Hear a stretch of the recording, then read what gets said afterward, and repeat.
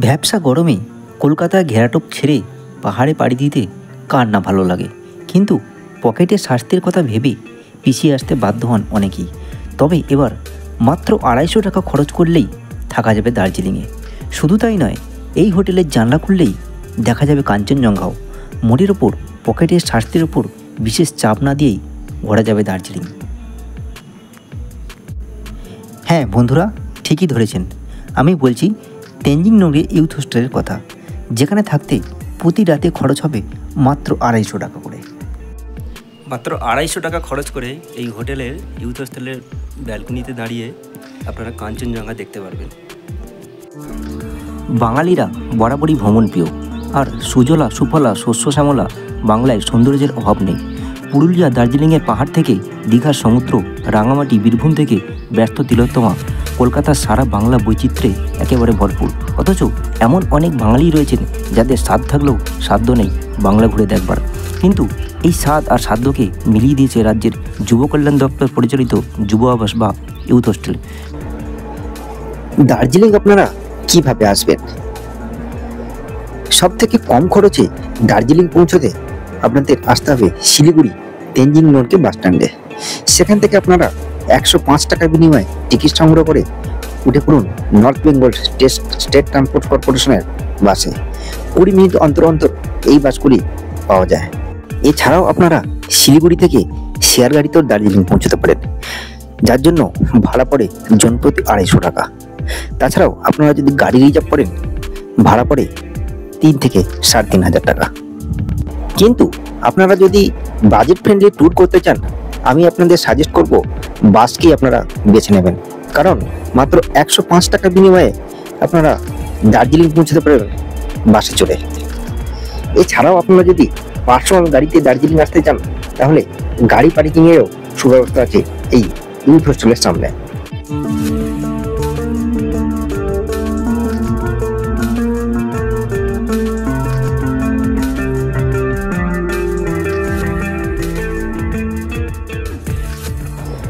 আপনারা প্রত্যেকটি রুমে পেয়ে যাবেন 10টি করে সিঙ্গেল বেড, যার প্রত্যেকটি বেডের ভাড়া পড়ে 250 টাকা করে জনপ্রতি। আর প্রত্যেকটি রুমে থাকছে রুম হিটারের ব্যবস্থাও।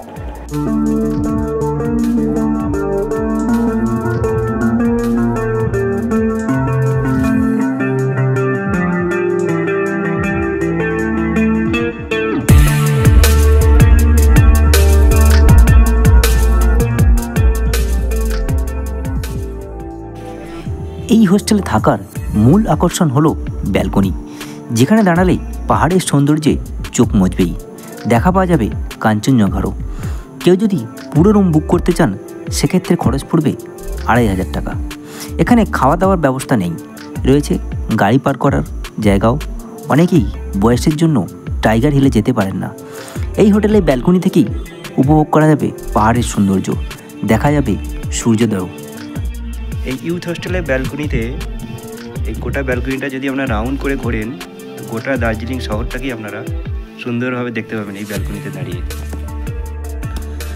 বছরের সমস্ত সময়ই এই হোটেলে মোটের ওপর পর্যটকদের ভিড় থাকে। এই হোটেল পকেট ফ্রেন্ডলি হওয়ায় চাহিদা আরও বেশি। সেক্ষেত্রে প্রশ্ন উঠছে, বুকিং আপনারা কিভাবে করবেন? হ্যাঁ বন্ধুরা, অনলাইনে বুকিংয়ের সুবিধা তো আছেই। নিম্নলিখিত নাম্বারে আপনারা ফোন করে অনায়াসে এই হোটেলের রুমগুলি বুক করে নিতে পারবেন। তাহলে অল্প খরচে পাহাড় ভ্রমণে আর কোনো বাধা রইল না। গরমে বাজেট ফ্রেন্ডলি ভ্রমণ করাই যায়। এই ইউথ হোস্টেলটা এমন পজিশনে অবস্থিত যে এখান থেকে পরিষ্কার কাঞ্চনজঙ্ঘা, আমার পিছনে আপনারা দেখতে পাচ্ছেন, পরিষ্কার এখান থেকে কাঞ্চনজঙ্ঘা দেখা যায়। কিন্তু ওয়েদারটা এতটাই খারাপ আছে বিগত 2-3 দিন ধরে, ইভেন আজকে তো সূর্যের দেখা একটু মিললেও কিন্তু আবহাওয়াটা এতটাই খারাপ যে কিছুই দেখা যাচ্ছে না, শুধুই ধোঁয়াশা। কি করব বলুন, দুর্ভাগ্য বিষয় আমাদের।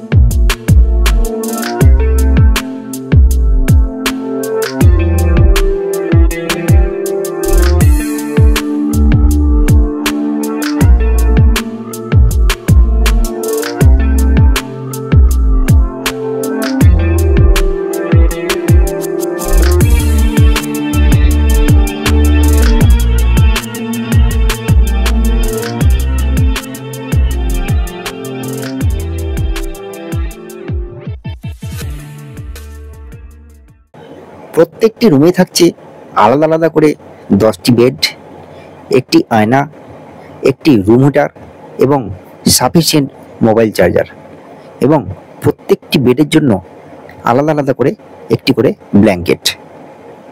চলুন এবার আপনাদের বাথরুমটা একটু দেখিয়ে দিই।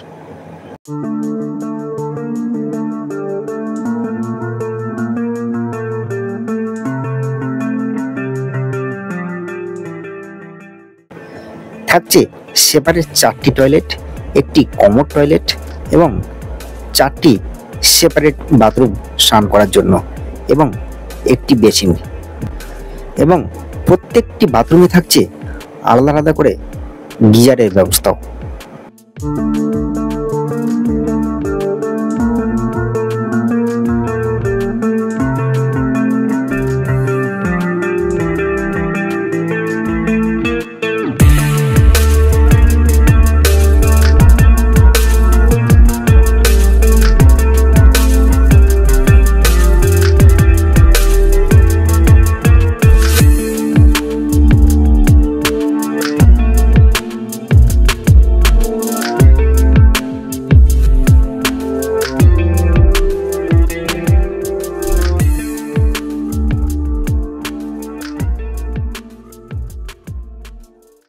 আপনারা যদি গ্রুপে অনেকজন আছেন তাহলে এই ইউথ হোস্টেল হতে পারে আপনাদের জন্য আদর্শ থাকার জায়গা, কারণ প্রত্যেকটি রুমে থাকছে 10টি করে বেড,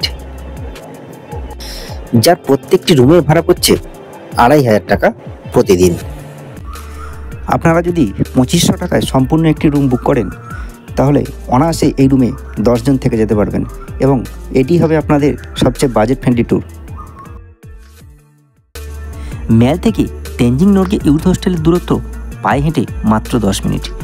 গুরুদ্বারের কাছে অবস্থিত এই হোস্টেল, সেখানে ডরমেটারিগুলোতে রয়েছে 10টি করে বেড, থাকতে খরচ হবে মাত্র 250 টাকা।